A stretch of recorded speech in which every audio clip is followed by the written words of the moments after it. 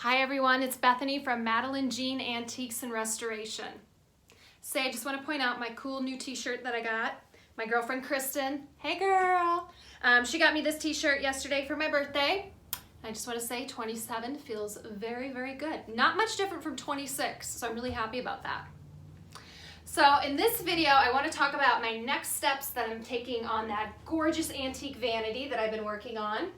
So the vanity has dried. You remember in my previous video, I was repairing the peeling veneer along the edges, and that I used a colored wood putty, a walnut color, to fill, kind of like there was like some little nicks around the edges here.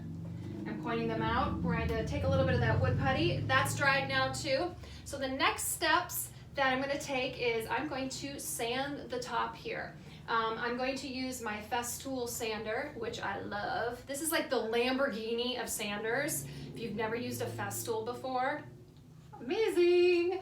I'm going to attach it so this enables me to sand indoors because I live in New Hampshire and it's like winter, I don't know, 11.5 months out of the year. So I got to be able to sand indoors a lot. I can't afford a dust extractor.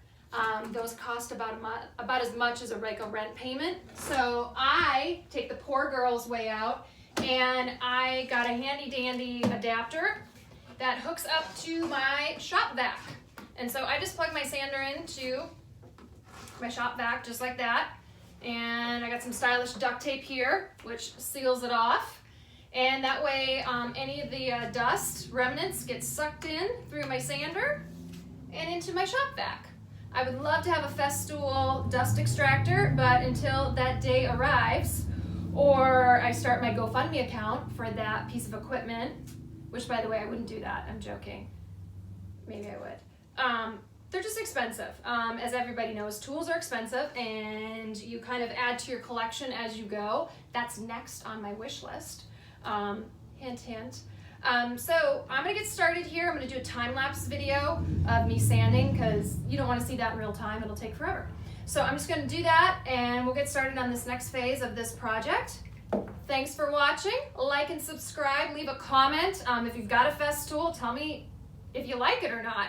If you've got a Festool dust extractor, I would love to know. Is it worth it? Is it worth all that moolah to get one? So like and subscribe over to the left, and let's go on to the next phase.